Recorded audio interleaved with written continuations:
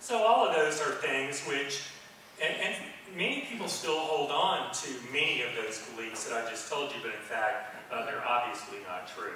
So the three factors are acute sleep loss and sleep debt, continuous hours of wakefulness, and circadian factors. And if you look through the scientific literature, these are known as the homeostatic and circadian components of sleep-wake regulation. So the homeostat is basically how well are you filling up your sleep reservoir every day, and then your circadian rhythms is that normal 24-hour rhythm in alertness and other physiological functions. But notice these are physiological. They're not psychological. They're not motivation-based or anything. They can't be overcome by money, motivation, professionalism, training, threats. You can't threaten people awake. You know, maybe for 5 minutes, but then as soon as you leave them alone, they're going to fall asleep again. So let's talk about sleep loss. So factor number one that I mentioned, so the average adult needs 7 full hours of sleep per night in order to feel fully rested.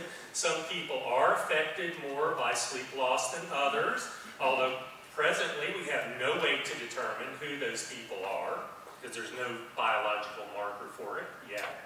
But despite these individual differences, you can bet anytime you get below 5 hours of sleep per day, then you're a universal hazard. Really, it's 7 for most people, but it's definitely 5 for everybody.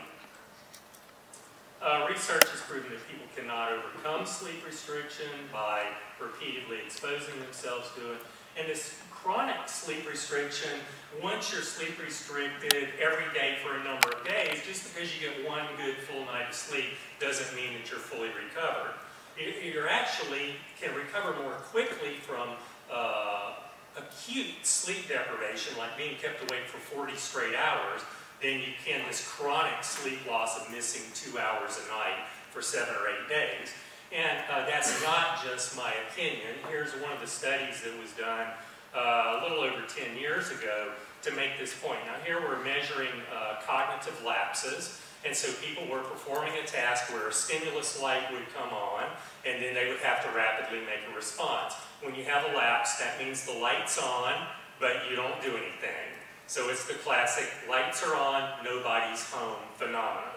And if you can't do something that simple, then you got big problems with higher level judgment and so forth. And so this is one of the measures that was taken. This study was conducted at the Walter Reed Army Institute of Research.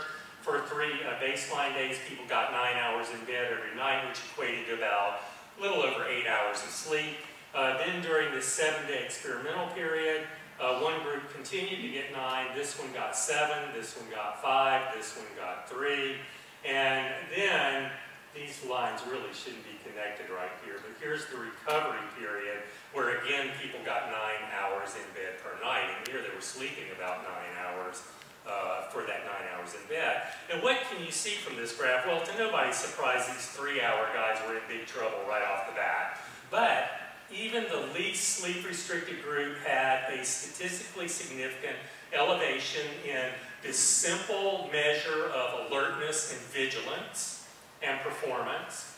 And the line never started pointing back down on any of these groups until we hit the recovery period. So people didn't get used to it across these 7 days. And by the way, there was a parallel study that went out to 14 days. They found the same thing. Even across 14 days, people didn't get used to it. And then, in the 3 recovery days, none of these groups were back down to their day 3 normal level. So, 3 things. Even small amounts of sleep restriction significantly degrade your cognitive performance, even the most simple type of performance. You don't get used to it, and you don't recover from it very quickly. And these results have been replicated in a number of situations. So that's sleep loss. Hours of continuous wakefulness. Now we know that people can tolerate about 16 hours of continuous wakefulness before they have serious problems, but really 12-hour work periods are the absolute upper limit.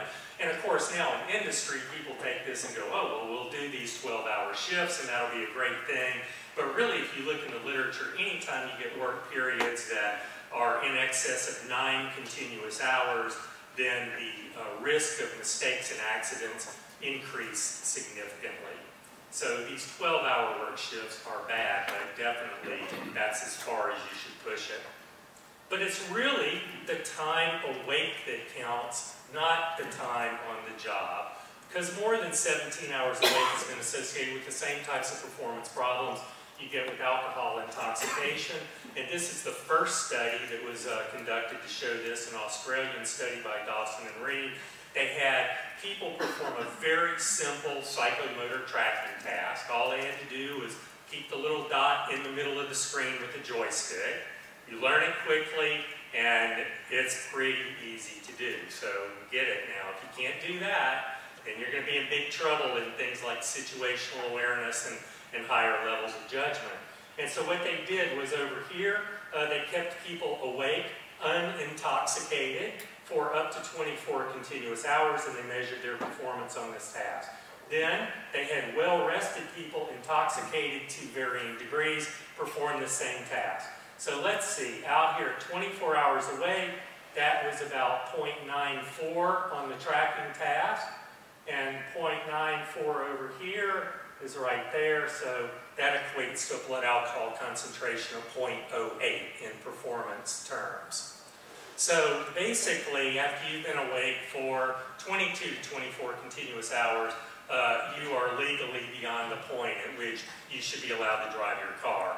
And if you ever work on mining sites, which I had the pleasure of doing for a little while, you notice a lot of times they breathalyze everybody that walks through the gate before they'll even let them on site, because they get this alcohol thing.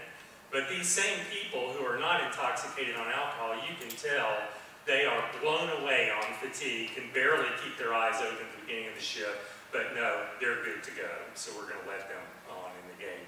And there's not just one study that shows this, by the way. There's a stack of literature, I just printed it out, about that thick now, that makes this fatigue versus alcohol comparison. So that's factor 2, long continuous hours awakefulness. Factor 3, circadian rhythms. The body has numerous functions that run on this 24-hour clock. We often think of body temperature as being, the best marker of circadian rhythms. And in fact, it is an easy marker to get. There are hundreds of circadian rhythms. It's not only that the rhythms don't just move rapidly with the schedule change, but they also become desynchronized. And they resynchronize to this 24-hour clock at a slower, at a different rate. So some resynchronize rather quickly and some take longer. So whenever you disrupt this circadian rhythm, instead of hearing the nice tune played by the symphony, then you hear the tune-up period at the beginning where everybody's on a different note and they're all on it at a different point in time, and it doesn't sound good. And these circadian disruptions don't look good. But certainly even when there's not circadian disruption, but we have someone on night shift, they're operating during the circadian dip between 2 and 6, and we know that attention lapses, flight control deviations, maintenance errors are more frequent when people are operating during this period of time. Vigilance can degrade up to 500% at nighttime.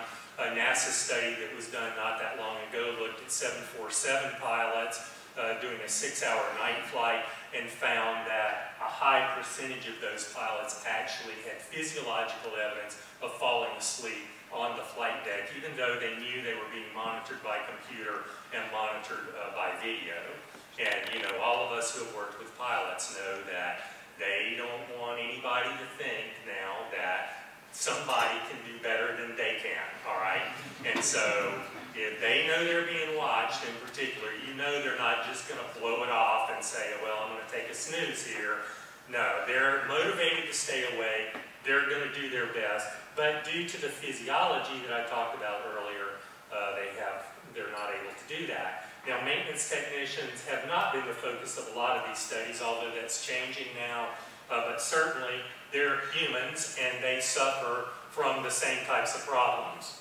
And, I got to say, this human problem, I worked for 16 years with helicopter pilots, and then I crossed into the blue and worked for the Air Force for fighter pilots. And the first thing the fighter pilots told me is that all that research you did on those helicopter pilots is useless. We are the cream of the crop. We don't have those kind of problems. And so the first study I had to do just kept them awake for 37 hours and looked at their performance in the simulator. And I'll show you a video of one of those guys in just a minute.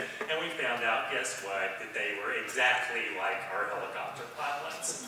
So this thing about I'm a pilot, I'm an engineer, I'm a scientist, I'm a maintenance worker, and I'm different, it doesn't really work very well. But we believe that's the truth, but in fact it isn't.